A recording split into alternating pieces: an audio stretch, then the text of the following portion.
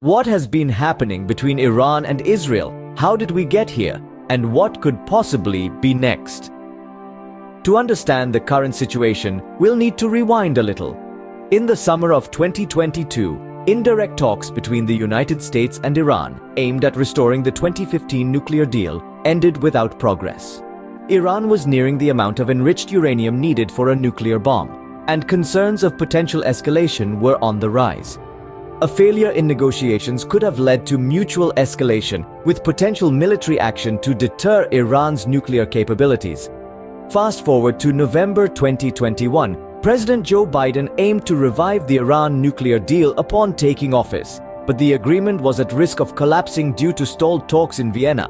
Iran was violating the deal's limits on uranium enrichment, raising concerns about a potential conflict in the Middle East. Diplomacy was seen as the best way to contain Iran's nuclear program, with military options being considered if negotiations failed. The situation was complicated by Iran's new hardline president and ongoing attacks by Iran-backed militias. In February 2023, Israel, a key ally of NATO and Western militaries, refrained from sending weapons to Ukraine, opting instead to focus on providing humanitarian aid due to its complex relationship with Russia and strategic interests in Syria.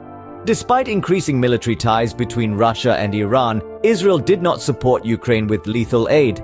This nuanced approach reflected Israel's balancing act between various interests and partnerships.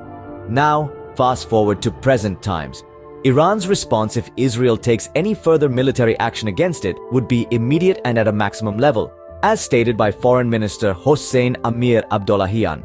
His remarks come in the wake of an unprecedented Iranian attack on Israel last week that Tehran said was retaliation for a deadly suspected Israeli airstrike on Iran's consulate in Syria.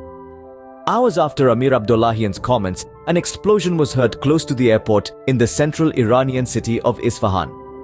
The cause of this explosion is unclear.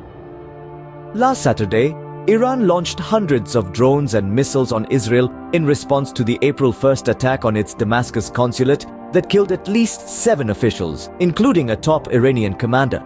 The tit-for-tat strikes have brought a decades-long shadow war between Israel and Iran out in the open and sent fear coursing through the Middle East.